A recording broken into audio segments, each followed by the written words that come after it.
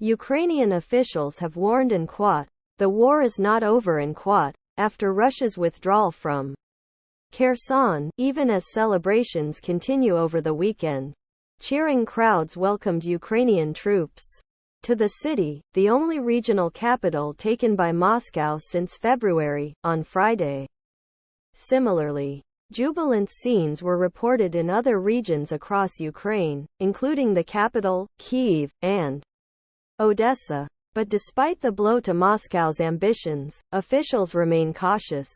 Yuri Sak, an advisor to the Ukrainian defense minister, warned the BBC it was too early to relax We always believed that we would liberate Kherson, he told Radio 4's Today program. And we are confident that now Russians are beginning to believe that they will never be able to win this war.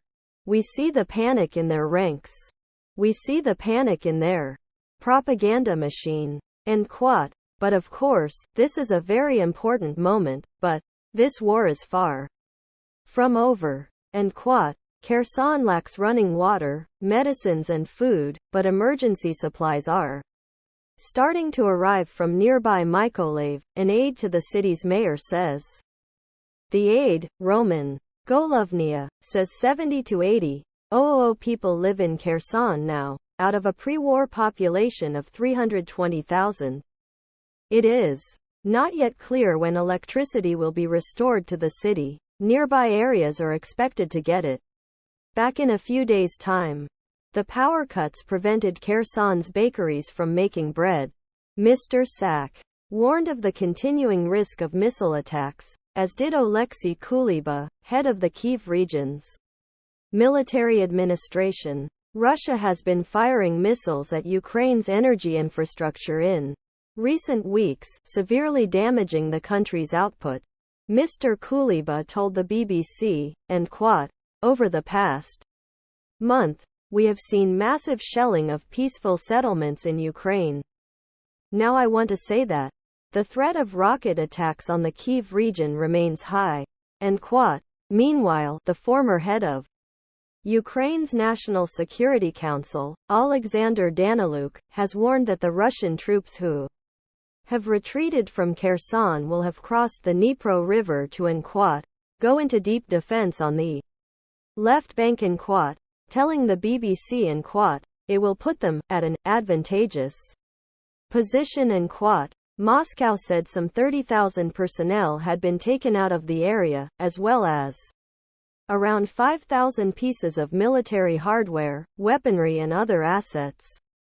As BBC International editor Jeremy Bowen points out, the decision to pull out has preserved the lives of soldiers who might have died fighting a battle they could not win and allowed them to be deployed elsewhere in the country. The UK's Ministry of Defence noted on Saturday that it was highly likely Russian troops destroyed road and rail bridges over the Dnipro River as part of their retreat. Images emerged on Friday of the main river crossing, the Antonivsky Bridge, having partially collapsed. It remains unclear how the damage was caused. On Saturday morning, other images emerged showing damage to the Nova Kakhovka Dam, some 58 kilometers, 36 miles, northeast of Kherson City. U.S. satellite imagery firm Maxar tweeted that sections of the dam and sluice gates had been destroyed. A road and railway line both run across the dam and Maxar's photos show that they have been severed.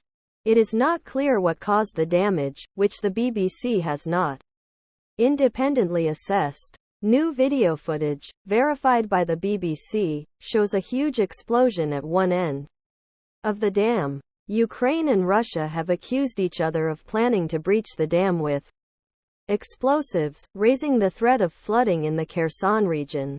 The withdrawal, which the UK's Ministry of Defence suggests could have started as early as the 22nd of October under the cover of the civilian evacuation, means Russia has lost the administrative capital of one of the four regions.